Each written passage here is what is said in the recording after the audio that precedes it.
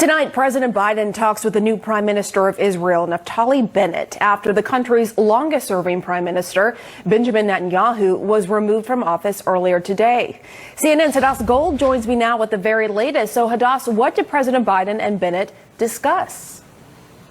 Well, the two got on the phone rather quickly after Naftali Bennett was sworn in, the White House saying that President Biden offered his warm congratulations, and the two promising to work closely together moving forward. One name that the White House did not mention today, Benjamin Netanyahu, who after 12 years, the man known as the magician, the ultimate political survivor, by some even King Bibi, was finally dethroned.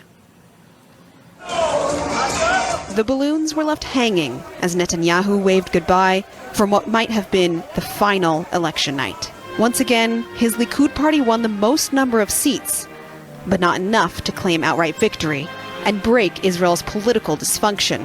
4 elections in 2 years and an inability to form a lasting government. As he left the stage, the many political enemies he collected along the way began gathering to oust him, aiming to bring an end to one of the most influential figures in Israeli history. But with great humility.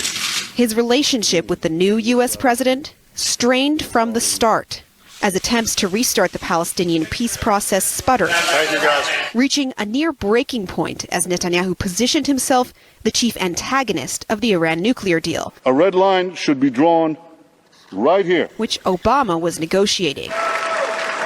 Even addressing the U.S. Congress, infuriating the White House. That deal will not prevent Iran from developing nuclear weapons.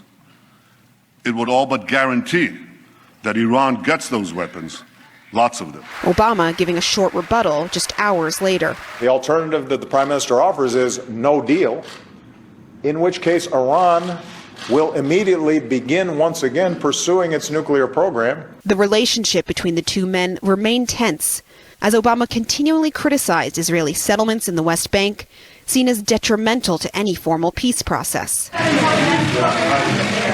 But U.S. relations turned with Donald Trump's 2016 election win.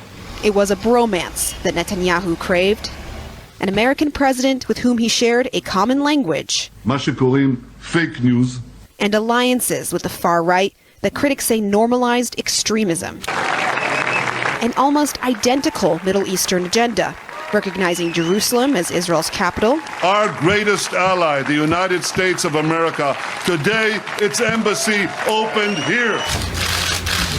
Endorsing Israeli sovereignty over the Golan Heights. And on this day, you too have charted a brilliant future for Israelis, Palestinians, and the region. And proposing a deal of the century with the Palestinians. So favoring the Israeli position, the Palestinians dismissed it as the slap of the century. Then the Abraham Accords, historic normalization agreements with Arab countries. You have successfully brokered the historic peace that we are signing today. For Netanyahu, shifting the diplomatic paradigm in the region from land for peace to an increasingly partisan issue in U.S. politics. Meanwhile, an ongoing legal battle on charges of bribery, fraud, and breach of trust, threatening jail time, Netanyahu denying all the charges.